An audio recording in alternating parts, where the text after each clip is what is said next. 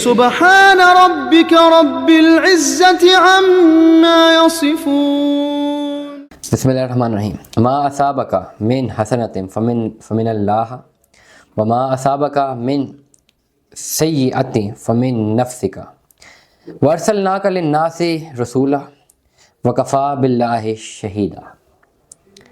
تجھے جو فائدہ پہنچتا ہے وہ تو اللہ کی طرف سے ہے، اور جو مصیبت تجھے ملتی ہے وہ تمہارے اپنے اعمال کے سبب ملتی ہے. اے نبی، ہم نے تم کو تمام لوگوں کی طرف اپنا رسول بنا کر بھیجا ہے، اور اللہ گواہ کافی ہے. جس نے رسول کی اطاعت کی اس نے اللہ ہی کی اطاعت کی، اور جو روگردانی کرے سو ہم نے تم کو ان کا نگران کر کے نہیں بھیجا ہے. اور یہ لوگ کہتے ہیں کہ ہمارا کام اطاعت کرنا ہے، پھر جب تمہارے پاس سے باہر جاتے ہیں تو ان میں سے بعض لوگ رات کو تمہاری باتوں کے خلاف مشورے کرتے ہیں، اور جو مشورے یہ کرتے ہیں خدا ان کو لکھ لیتا ہے. تو ان کا کچھ خیال نہ کرو اور خدا پر بھروسہ رکھو، اور خدا ہی کافی کارساز ہے. کیا وہ پھر قرآن میں غور و فکر نہیں کرتے؟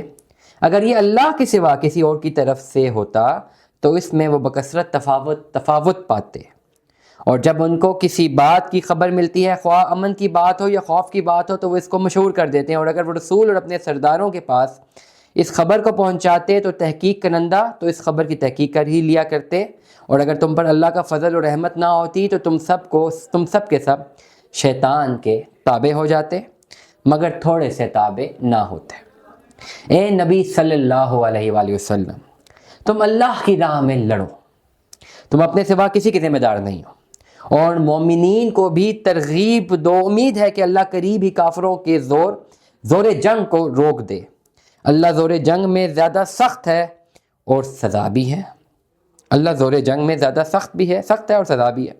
جو اچھی بات کی سفارش کرے گا اس کو بھی ثواب میں حصہ ملے گا، اور جو بری بات کی سفارش کرے گا اس کے عذاب میں سے ملے گا. اور اللہ تو ہر چیز پر قدرت رکھتا ہے.